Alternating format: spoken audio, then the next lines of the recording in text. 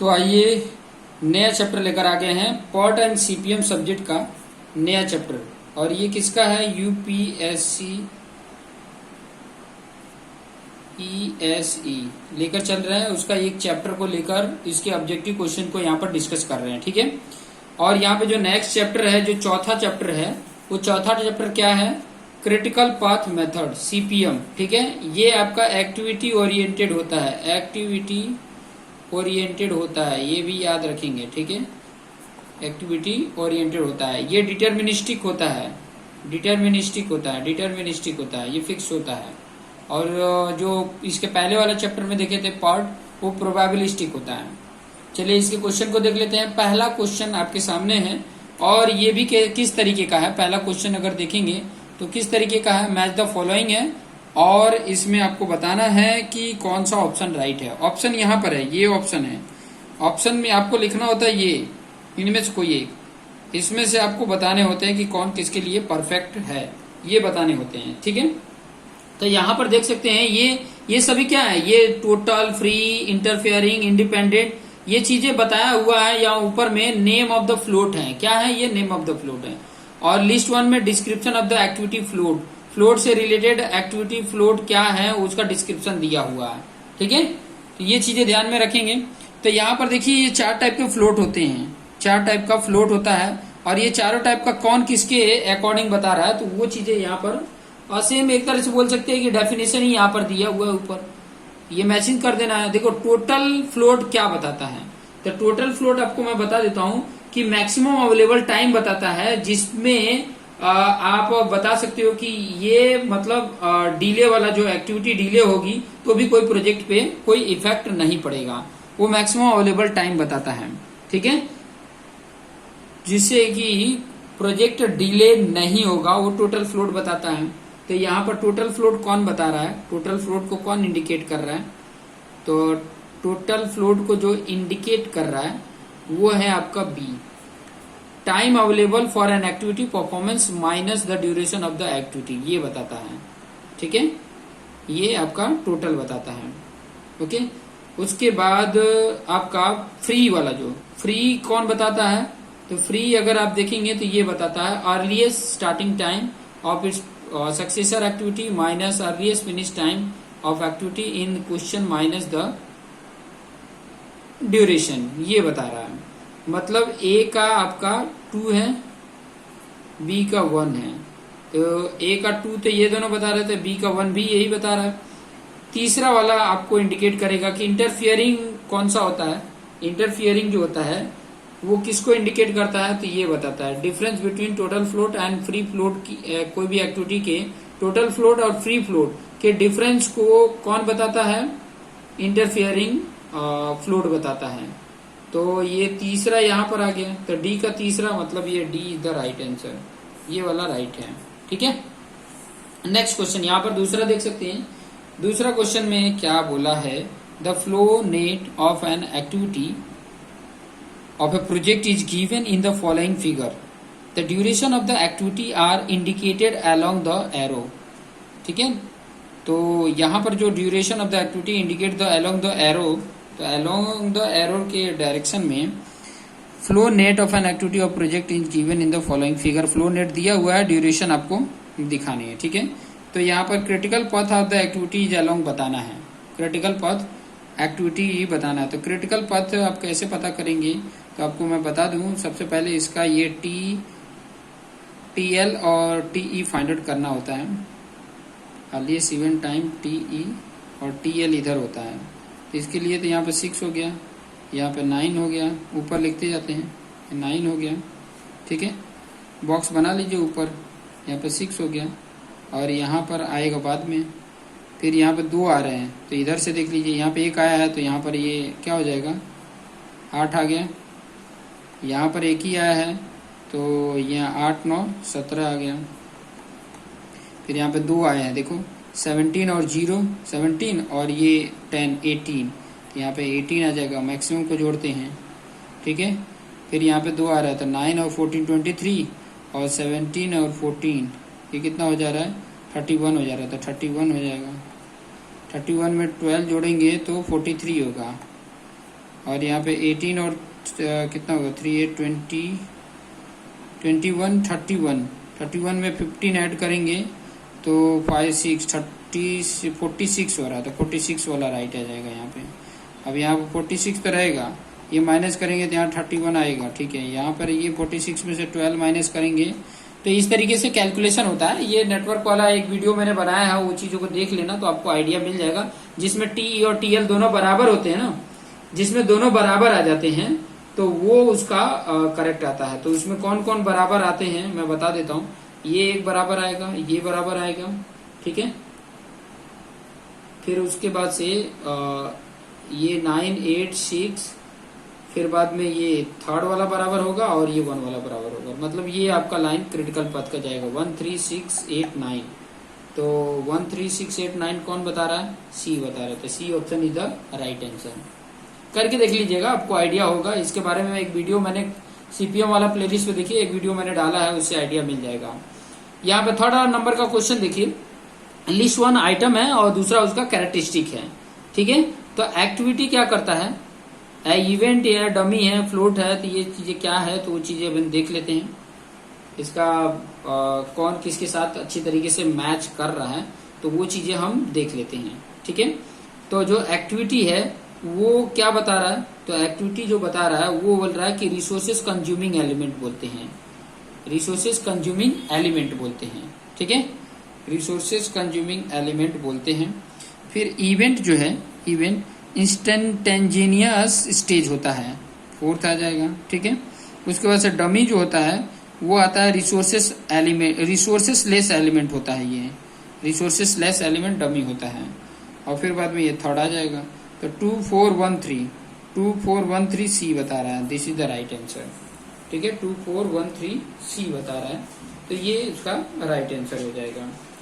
Next question देख लेते हैं, नेक्स्ट क्वेश्चन क्या बोला है। ठीक है, यहाँ पर नेक्स्ट 4 नंबर का क्वेश्चन, और 4 नंबर का क्वेश्चन क्या बोला है वो देख लीजिए। The following diagram show the detail necessary for the CPM network analysis. ये देखिए, ठीक है, यहाँ पर देखिए टी और टीएल की वैल्यू दे दिया है। यहाँ बोला क्रिटिकल पाथ विल बी, तो देखिए कहाँ कहाँ बराबर है। यहाँ बराबर है, यहाँ पर भी बराबर है, यहाँ पे भी बराबर है और यहाँ पर भी बराबर है। फिर उसके बाद से यहाँ पर बराबर हुआ है और यहाँ पर, मतलब सब जगह बराबर है। लेकिन ऐसे जाएगा या कैसे जाएगा, तो वो चीजें बहुत इंपॉर्टेंट है कि ये बराबर हुआ तो किस रीजन से हुआ, इधर से हुआ है कि इधर से आया है। ठीक है, तो बराबर किसके रीजन से हो रहा है वो इंपॉर्टेंट है। तो आप यहाँ पर देखेंगे तो ये 16 ये 11 कैसे आया, इससे करने पे आया है कि कैसे आया है। ठीक है, तो क्योंकि ये इधर से आया है ना, ये वाला पथ इंपॉर्टेंट है। ध्यान से देखेंगे तो आपको समझ में आएगा कि ये जो 7 आया किससे आया। 16 माइनस 8 करेंगे तो 7 आएगा, नहीं आएगा, तो मतलब ये रास्ता तो जाएगा ही नहीं। ठीक है, फिर बाद में इधर से अगर जा रहे हैं तो ये 7 आ जा रहा है। देखिए 11 आया, 11 में से 4 गया तो 7 आ गया ये। तो इसका मतलब ये ऐसे ऐसे ऐसे ऐसे ऐसे गया है, क्योंकि ये जो 1 आया ना, इधर से माइनस करने पे 1 नहीं आया है, इधर से माइनस करने पे 1 आया है। ये टीएल को देखने, ठीक है, टी को नहीं टीएल को देखेंगे तुम। तो ये कैसे जा रहा है, ये वाला आपका पथ आ रहा है। ठीक है, तो क्रिटिकल पथ क्या हो रहा है, 1 2 3 4 5 6, 1 2 3 4 5 6 आ रहा है। ठीक है, 1 2 4 5 6 नहीं, 1 2 3 4 5 6, तो 1 2 3 4 5 6 ये आ रहा है, ये द राइट आंसर ए में आ रहा है। 1 2 3 4 है ही नहीं है इसमें, ये वाला 1 2 3 4 5 6, 1 2 3 नहीं है इसमें, ये भी नहीं है, 1 2 3 4 5 6 ये है, बी राइट आपका है। ठीक है, ध्यान रखेंगे कैलकुलेशन में, थोड़ा सा ध्यान रखेंगे तो आपको आइडिया मिल जाएगा।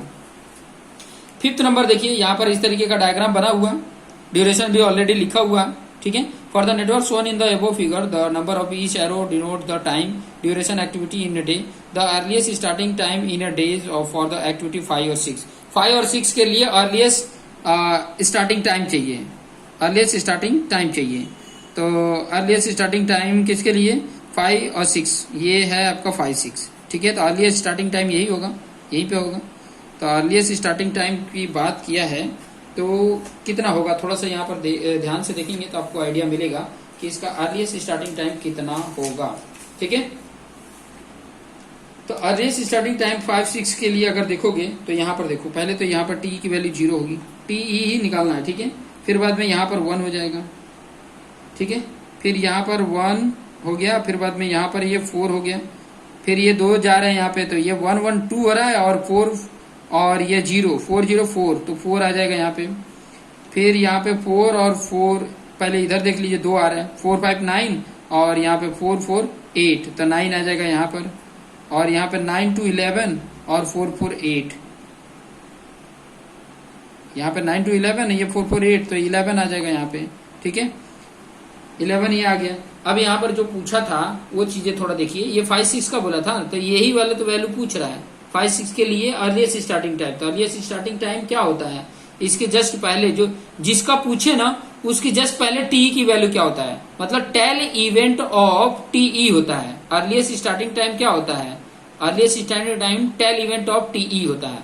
तो इसका टेल इवेंट ये है और उसका टी की वैल्यू 9 है, तो 9 is the C is the right answer, ठीक है। सी इसका राइट आंसर है। 6 नंबर का क्वेश्चन देख लेंगे। 6 नंबर क्या बोला है, अर्लीस्ट डेट 20 है इसका, और अर्लीस्ट डेट वीक 40 है इसका। इसका टी की वैल्यू ये है, इसका टी की वैल्यू ये है। लेटेस्ट डेट ये है और लेटेस्ट डेट ये है, ठीक है। The earliest date and the last date of the event 3 to 10 for the given in the above figure. Activity E in connecting both the event and its duration is 10 week. इसका duration 10 week है। The independent float of the activity, independent float of the activity क्या होती है, ठीक है। तो independent flow of activity का formula यहाँ पर लिख देता हूँ, ध्यान से आप FID अगर निकालोगे तो वो होता है TE J माइनस TLI, ये निकालेंगे माइनस TIJ हो जाएगा, ठीक है। तो यहाँ पर देखेंगे TEJ मतलब TE, देखो थोड़ा सा ध्यान दोगे इसमें तो आपको पता चलेगा कि जो TEJ है इसमें TEJ मतलब ये होता है, ठीक है। TEJ, तो TE जो होता है वो भी कौन सा लेना है, ये वाला लेना है, ठीक है। तो ये सॉरी जो पॉइंट बोल रहा है TEJ मतलब उसके बाद वाला, ये TEI वाला पहले, और ये TE दोनों है, ये दोनों क्या है TE है, और I मतलब ये और J मतलब ये, ठीक है। तो TEJ मतलब 40 और TL में I मतलब ये 25, वो दोनों माइनस कर देंगे तो 40 माइनस 25, और ये माइनस करना TIJ 10 है, तो यहां से कितना मिल रहा है 15 मिल रहा है। 15 में से 10 माइनस करेंगे तो 5 आ जाएगा, तो 5 weeks is the right answer, A आपका राइट हो जाएगा, ओके। नेक्स्ट 7 नंबर का क्वेश्चन में बोला है कि ये इस तरीके का है, ठीक बोला। The flow net of the activity of the project shown in the network in the following indicated the duration of the activity along their arrows the critical path of the activity is along। Critical path बताना है, इसका भी क्या बताना है, critical path बताना है। तो इसका क्रिटिकल पाथ हम बता देते हैं। क्रिटिकल पाथ कैसे पता चलेगा, तो इसके T और TL की वैल्यू पुट करेंगे तभी हमें पता चल सकता है, ठीक है, उसके बगैर नहीं पता चलेगा। तो निकाल लेते हैं, ठीक है, और इसके बेस पे हम बता देंगे कि कौन कौन आ रहा है।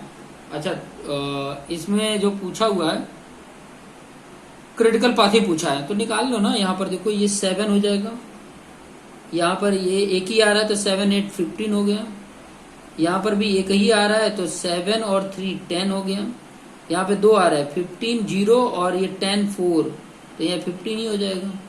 फिर यहाँ पे 15 8 और यहाँ पर कितना हो रहा है 15 3, ये एक आ रहा है ना, तो 15 3 18 हो गया, 18 4 22 और 15 8 करेंगे तो 23, तो 23 आ गया, ठीक है।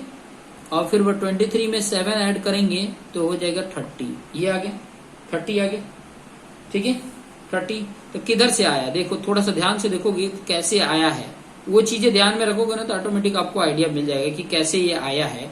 जैसे आया है ना वैसे ही वो करेक्ट होगा। तो ये हमने ऐड किया था तो ये आया था, मतलब ये रास्ते से गया, ठीक है, फिर बाद में इधर गया, फिर इधर आया, फिर इधर, फिर इधर, ठीक है। तो कौन सा हो रहा है 1 2 3 5 7 8, 1 2 3 5 7 8, तो 1 2 3 5 7 8 कहाँ पे है, इसमें है, सी तो राइट है, ठीक है। ये भी ध्यान में रखेंगे कि कैसे वो आया वैल्यू ना, मैक्सिमम वैल्यू, वही पथ को देख लेंगे तो वही CPM वाला पथ हो जाता है। नए नए आइडियाज धीरे धीरे मिलते जा रहे हैं, आपको आइडियाज भी मिलते जाएगा। देखिए कंसिडर द फॉलोइंग, अब यहाँ पर मैचिंग करनी है, देख सकते हैं कौन किसका सही है। Difference between total float and free float को इंटरफेयरिंग फ्लोट बोलते हैं, सही बात है, इंटरफेयरिंग फ्लोट बोलते ही हैं, ये चीजें करेक्ट हैं, ठीक है। फिर उसके बाद से sum of independent float and tail slack जो होता है वो फ्री फ्लोट होता है, ये भी सही है। और sum of independent float, tail slack and interfering float, ये टोटल फ्लोट होता है, सही बात है। तो 1 2 3 तीनों को करेक्टली मैच है, तो ये ए बता रहा है, ए राइट है। ओके, नेक्स्ट 9 नंबर का क्वेश्चन देखिए। Consider the A O network, ठीक है, of a project shown in the given figure, activities as a designated by alphabetical and the duration are the around the stem of the arrow, ठीक है, ये चीजें दी हुई है। तो अब यहाँ पर थोड़ा सा ध्यान दीजिए, इस तरीके का जब भी क्वेश्चन रहेगा तो आप किस तरीके से कैलकुलेट करेंगे और क्रिटिकल पाथ बताना है। यहाँ पे क्रिटिकल पाथ ही पूछा है, ठीक है। तो क्रिटिकल पाथ बताने के लिए आपको क्या करना पड़ेगा, यहाँ पे क्वेश्चन देख लीजिए, आपको सीधा सीधा क्रिटिकल पाथ ही पूछा है। देखिए यहाँ पे ये क्वेश्चन में क्रिटिकल पाथ विल बी पूछा है, तो कौन सा होगा, तो आप यहाँ पर देखते जाइए ना, बनाते जाइए, आपको ऑटोमेटिक आइडिया मिल जाएगा। यहाँ पे 4 हो गया, यहाँ पे एक ही है तो 4 7 11 हो गया, और यहाँ पर भी एक ही है तो 4 3 कितना हो गया, 7 हो गया।